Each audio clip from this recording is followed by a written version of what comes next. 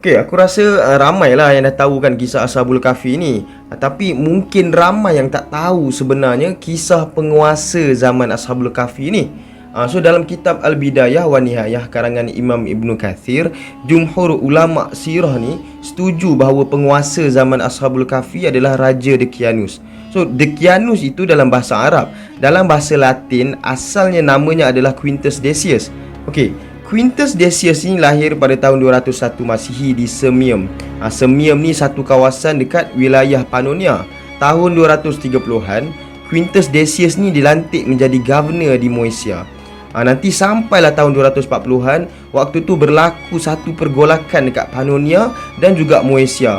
Yang ketuanya waktu tu adalah Marinus. Marinus ni dia hanya seorang pegawai bawahan Rom, tapi nanti dia akan ketuai satu pergolakan lah. Dan waktu ni Philip the Arab dia seorang emperor Rom dan dia minta Quintus Decius untuk selesaikan masalah ni. Sebab apa Quintus Decius? Sebab waktu ni kita tahu kan Quintus Decius dia lahir dekat Sirmium, satu wilayah dekat Pannonia, dan dia boleh cakap bahasa native Pannonia. Dan juga dia pernah jadi governor dekat Moesia. So dia tak ada masalah dari segi pengaruh tu lah. Decius nanti tak lama lepas tu dia berjaya selesaikanlah masalah pergolakan tu.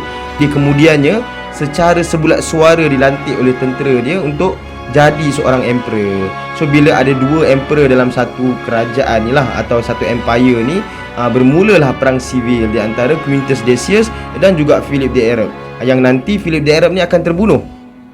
Kemudian naiklah Quintus Decius menjadi seorang emperor Rom pada tahun 249. Okey, Decius ni tuan-tuan, dia ni disukai oleh orang ramai. Tentera Rom sanjung Decius sebab dia selalu turun padang, dia selalu turun medan perang untuk bagi sendiri kehormatan kepada askar dia setiap kali sebelum bermulanya perang.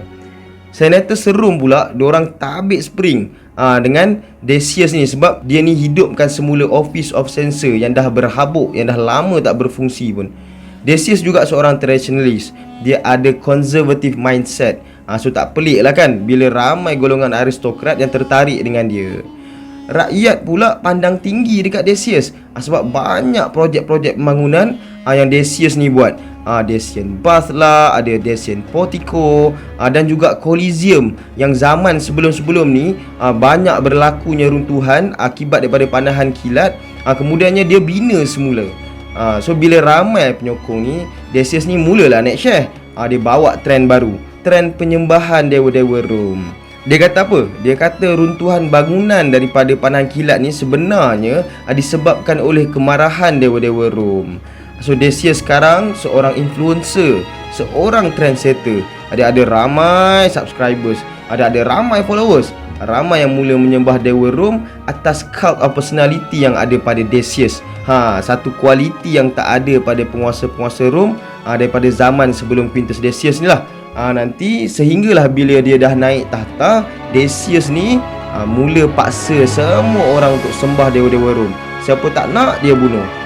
Kat sinilah tuan-tuan sebenarnya bermulanya kisah 7 orang pemuda dengan seekor anjing yang mula menjauhkan diri daripada trend yang dibawa oleh Decius, penguasa Rom waktu tu, dan nanti diselamatkan oleh Allah dalam gua yang kemudiannya mereka ni tidur dalamnya selama 300 tahun lebih.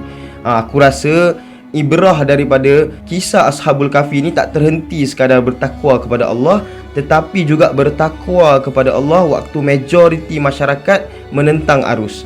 Ini sebenarnya isi tersirat yang nak disampaikan. Dan bila Nabi Muhammad sebut tentang surah Al-Kahfi sebagai pelindung daripada fitnah Dajjal, confirm lah fitnah ni maha dahsyat sifat dia, lebih dahsyat daripada fitnah Decius ni.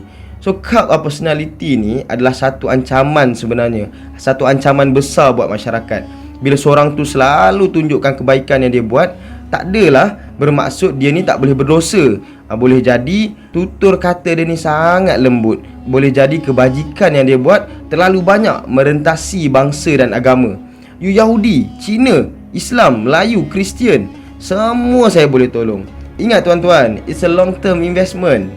Macam mana kita tak boleh benci orang jahat, sebenarnya kita juga tak boleh terlalu sanjung orang yang buat baik. Kita benci perbuatan jahat, macam itulah juga kita suka perbuatan yang baik. Aku percaya sebenarnya ini yang Ashabul Kahfi lakukan. Ini cara mereka mempertimbangkan suatu perkara lah.